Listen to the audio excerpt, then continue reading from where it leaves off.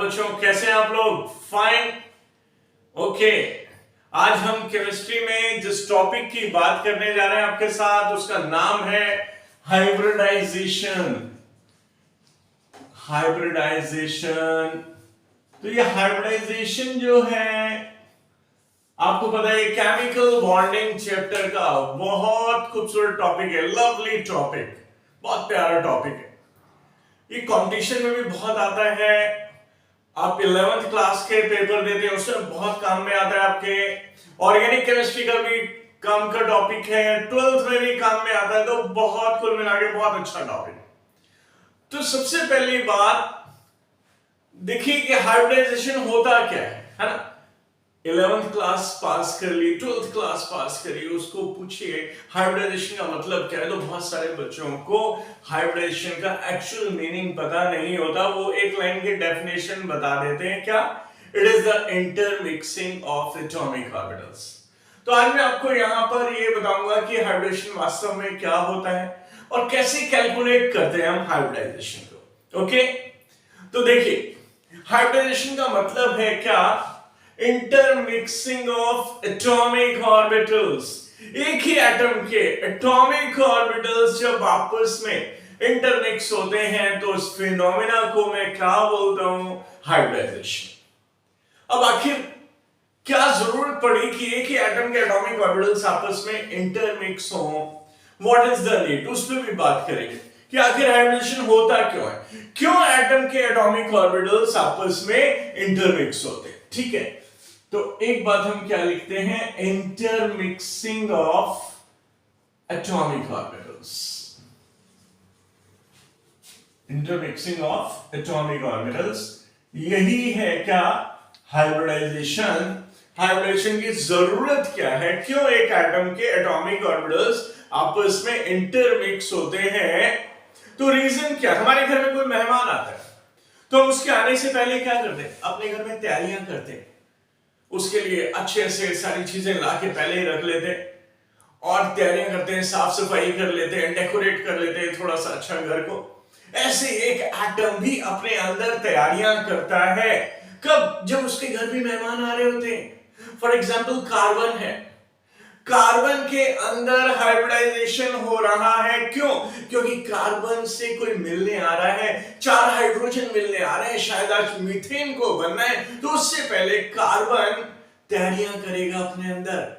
जैसे कि हम मेहमान के आने से पहले तैयारियां कर रहे हैं, कार्बन भी हाइड्रोजन के आने से पहले तैयारी कर रहा है, जिसका नाम है क्या? हाइब्रिडाइजेशन। तो आप समझ गए होंगे कि हाइब्रिडाइजेशन क्या है? It is the preparation of an atom before the combination. इससे पहले कि मेहमान आए और एक नया कंपाउंड बने, उससे पहले अपने अंदर जो एटम है, जो होस्ट एटम, जो मेजबान है, वो मेहमान से आने के पहले की तैयारी कर रहा है। एटम भी ऐसी ही तैयारी करता है, जिसको हम बोलते हैं हाइब्रिडाइजेशन। अब सपोज एक s और एक p ऑर्बिटल्स आपस में इंटरमिक्स हो रहे हैं, तो मैं इसको क्या बोलूंगा? sp hybridization. अगर एक s और 2 p ऑर्बिटल्स आपस में इंटरमिक्स हो रहे हैं, तो मैं क्या बोलूंगा? इसको sp2 हाइब्रिडाइजेशन। अगर एक s और 3 p ऑर्बिटल्स आपस में इंटरमिक्स हो रहे हैं, तो मैं इसको क्या बोलूंगा? sp3 hybridisation. ये p 2p, ये 2 अलग है, p अलग है, ये 2p, 2 शेल में p मत समझिएगा, 2p है इसका मतलब। ओके, ये 3p ऑर्बिटल्स, ये एक s और 3p ऑर्बिटल्स और साथ में एक d ऑर्बिटल और आ गया, तो ये sp3d हाइब्रिडाइजेशन हो गया। एक s, 3p और 2d साथ में आ गए, तो sp3d2 हाइब्रिडाइजेशन हो गया। एक s, 3p और 3d एक साथ आ गए, तो ये sp3d3 हाइब्रिडाइजेशन हो गया। तो इस टाइप से हमने देखा कि हाइब्रिडाइजेशन किस तरीके से होता है। ओके, तो अब हम इसके आगे की बात कर रहे हैं आपसे, और अब आप ध्यान से पढ़िएगा। इतनी चीजें आपको ध्यान से पढ़ने पर समझ में आई होंगी, और आगे ध्यान से पढ़ेंगे तो कॉन्सेप्ट बिल्कुल क्लियर होंगे, क्वेश्चन नहीं रुकेंगे, पक्की बात है। बस ध्यान देना है, जो मैं बोल रहा हूं वो ध्यान से सुनना है।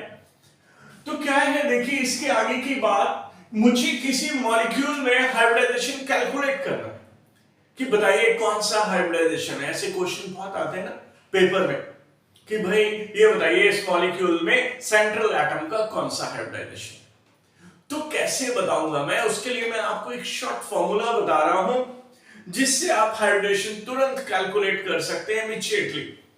तो क्या फॉर्मूला है, H equal to half V plus M minus C plus A। ये मेरे पास एक फॉर्मूला है। यहां पर V क्या है, V है valence electrons of central atom.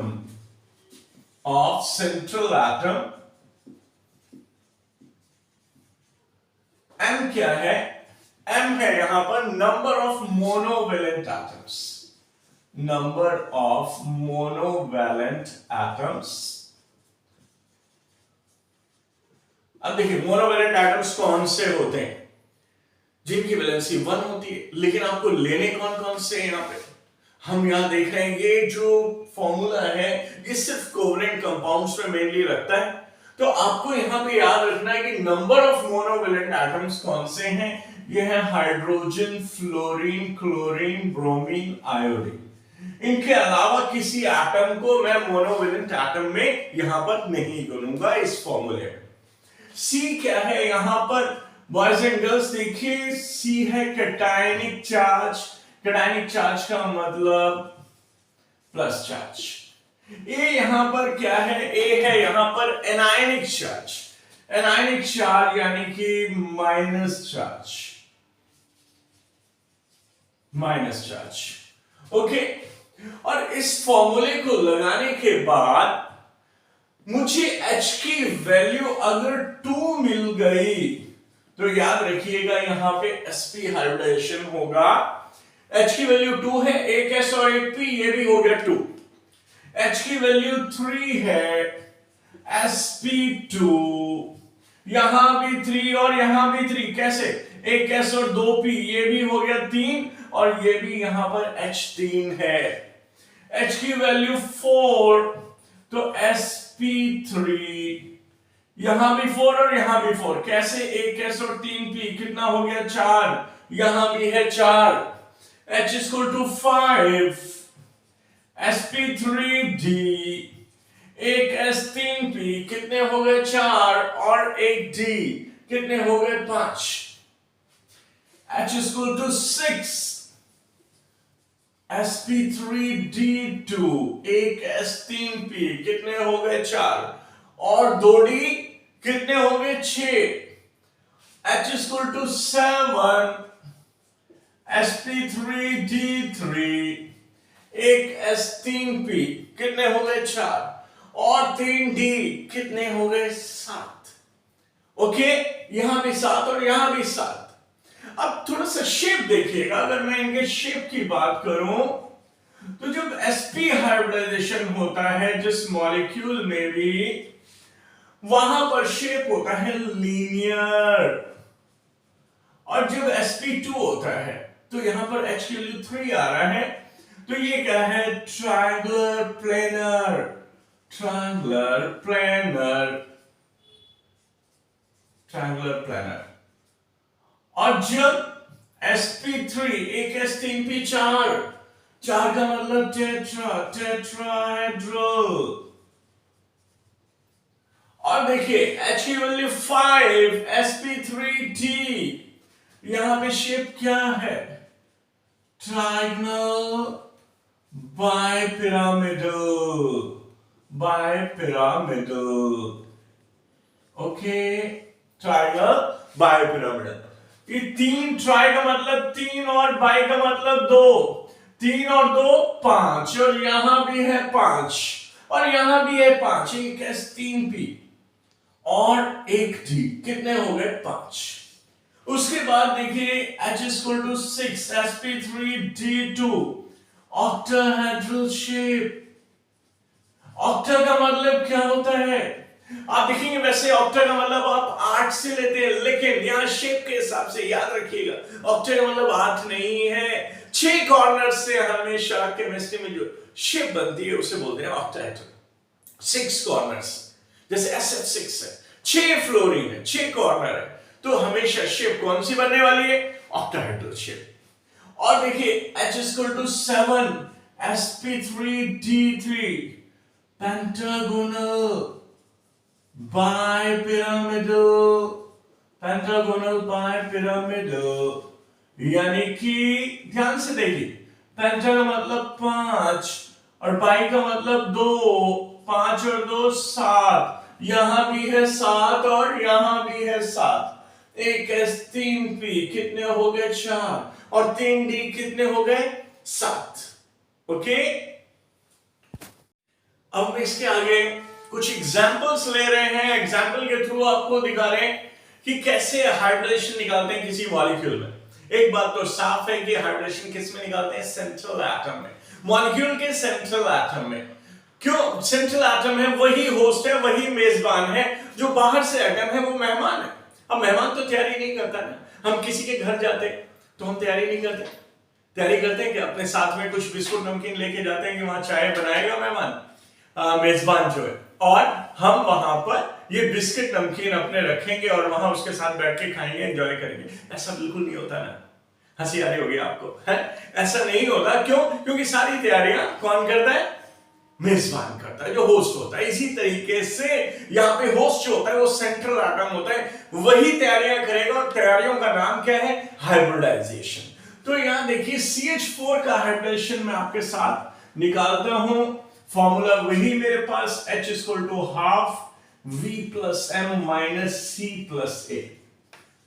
तो बॉयज एंड गर्ल्स देखिए, यहां पे सेंट्रल एटम कार्बन है, और कार्बन के आउटर मोस्ट शेल में कितने इलेक्ट्रॉन है? 4 वैलेंस इलेक्ट्रॉन 4 होते हैं कार्बन में, एटॉमिक नंबर 6, 2 और 4, आउटर मोस्ट शेल में 4 इलेक्ट्रॉन्स, तो 4 इलेक्ट्रॉन है। H = ½ वैलेंस इलेक्ट्रॉन 4, मोनोवेलेंट आपको पता है हाइड्रोजन मोनोवेलेंट है, तो 4 मोनोवेलेंट एटम्स हैं यहाँ पे, 4 हाइड्रोजन है। कोई कैटायनिक चार्ज नहीं है, कोई प्लस का चार्ज आपको दिख रहा है? नहीं दिख रहा, मुझे भी नहीं दिख रहा, क्योंकि है ही नहीं प्लस का चार्ज।